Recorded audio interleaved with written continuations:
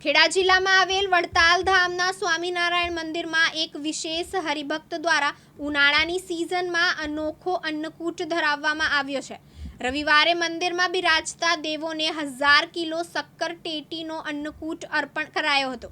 મંદિરના કોઠારી સંત વલ્લભ સ્વામીના જણાવ્યા અનુસાર આ અન્નકૂટ દેવોનો રાજીપો મેળવવા માટે ધરાવવામાં આવ્યો હતો। સવારે 8 થી સાંજના 6 વાગ્યા સુધી હજારો ભક્તોએ આ અનોખા અન્નકૂટના દર્શનનો લાભ લેશે। શ્યામ વલ્લભ સ્વામીના નેતૃત્વમાં સમગ્ર અન્નકૂટનું સંચાલન કરવામાં આવ્યું હતું। વડતાલમાં અભ્યાસ કરતા વિદ્યાર્થીઓ અને સ્વયંસેવકોએ અન્નકૂટની ગોઠવણમાં સહયોગ આપ્યો હતો।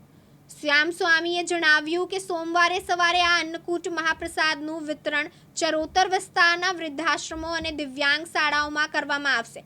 સ્વયંસેવકો આ વિતરણની જવાબદારી સંભાળશે।